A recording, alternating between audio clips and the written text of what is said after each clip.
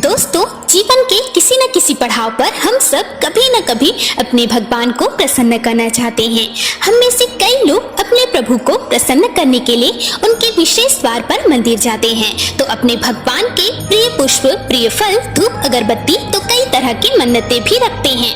हम यह तरह तरह की क्रिया इसलिए करते हैं ताकि हम अपने प्रभु, अपने ईश्वर, अपने भगवान को प्रसन्न कर सके। दोस्तों, क्या आपको पता है कि भोलेनाथ ने स्वयं बताया है कि वह अपने भक्तों से कैसे प्रसन्न होते हैं। शिव पुराण के 10वें अध्याय में वर्णित है कि एक दिन की बात है जब भगवान शिव और माता पार्वती साथ में बैठे हुए होते हैं। तभी माता पार्वती ने महादेव से पूछा, हे स्वामी, आप प्राणी जन पर किस प्रकार से और कैसे प्रसन्न होते हैं।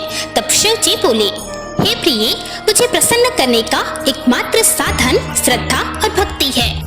जब कर्म, यज्ञ और समाधि से मुझे इतनी प्रसन्नता नहीं मिलती जितना भक्तिपूर्ण आराधना से। जिस भक्त के मन में श्रद्धा हो वह मेरा दर्शन, स्पर्श, पूजन एवं मुझसे वार्तालाप भी कर लेता है।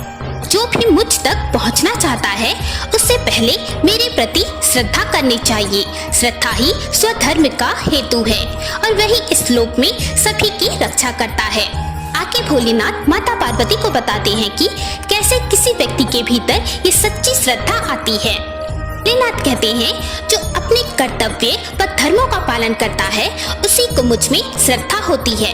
धर्म के मार्ग का अनुसरण करके ही एक भक्त की श्रद्धा भावना बढ़ती जाती है। जीव जो एकाग्रचित्त होकर मेरा ध्यान करते हैं वे मेरी भक्ति को प्राप्त कर लेते हैं। जो अपने कर्तव्यों व धर्म का पालन करता है ऐसा जीव मोह, माया और पापों से छूटकर शिवलोक को प्राप्त कर लेता है। उनकी आत्मा का उद्धार हो जाता है। सनातन धर्म के 4 पद ज्ञान, क्रिया, चर्या और योग हैं। भक्ति पूर्वक साधना ज्ञान कहलाती है। 6 मार्गों से किए गए शुद्धि विधान को क्रिया कहते हैं। युक्त विधि से पूजन अर्चन को चर्या कहा जाता है। मेरी भक्ति में अपने हृदय को लगाकर अन्य वृत्तियों का निरोध करना योग कहलाता है। निर्मल हृदय से भक्ति पूर्वक ध्यान करने से 100 अश्वमेध यज्ञ का फल मिलता है।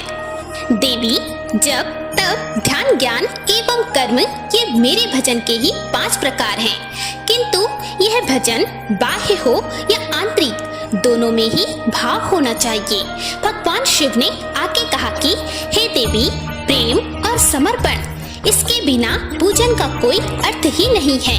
अर्थात जिस भक्त में प्रेम व समर्पण हो, सच्ची भक्ति हो, उस सच्चे भक्त से मैं प्रसन्न होने से स्वयं को भी रोक नहीं पाता हूँ। दोस्तों, ऐसे हैं हमारे कृपा निधान दीन दयालु भोलेनाथ, जो सच्ची भक्ति मात्र से ही प्रसन्न हो जाते हैं। हर हर महादेव।